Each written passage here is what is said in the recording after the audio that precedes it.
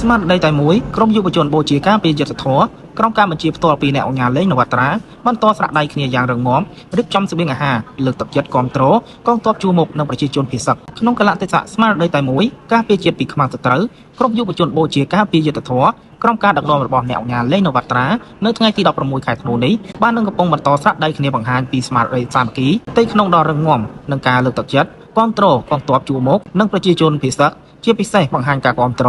និងជឿជាក់សម្ដេចតេជោសម្ដេចកបតីរាជរដ្ឋាភិបាលនិងវីរៈកងទ័ពដ៏អង់អាចក្លាហានដើម្បីការពារបូរណភាពទឹកដីចាប់តាំងពីមានការវាយប្រហារឈ្លានពានសារជាថ្មីពីសំណាក់យោធាថៃអ្នកអង្គការលេងនវត្រាប្រធានសហព័ន្ធយុវជនបូជាការពារយុទ្ធធរបានចាត់ក្រុមការងារយុវជនទាំងនៅរាជធានីភ្នំពេញនិងកំពុងចូលជើងក្បែរសមរភូមិនាំយកអំណោយដល់ជូនវីរៈកងទ័ពជួរមុខនិងជនភាគសឹកជាបន្តបន្ទាប់ដើម្បីចូលរួមចំណែកជាមួយរាជរដ្ឋាភិបាលក្នុងការជួយសម្រាលទុក្ខលំបាកប្រជាពលរដ្ឋទឹកចិត្តរបស់ប្រជាជនខ្មែរពេលនេះជាពិសេសស្មារតីសាមគ្គីភាពកាន់តែរឹងមាំរបស់ក្រុមយុវជនបានបង្ហាញឲ្យឃើញនៅកម្លាំងដ៏រឹងមាំនៃមហាសាមគ្គីជាតិខ្មែរក្នុងកាលៈទេសៈដែលប្រទេសជាតិយើងកំពុងជួបប្រទះនឹងការលំបាកដោយសារការឈ្លានពានពីប្រទេសជិតខាងនៅពេលដែលជាតិខ្មែររួបរวมគ្នាគ្មានអំណាចណាអាចបំបែកបំបាក់បានសូម្បីតែកម្លាំងយោធានិងអាវុធក៏មិនអាចឈ្នះស្មារតីសាមគ្គីជាតិបានឡើយ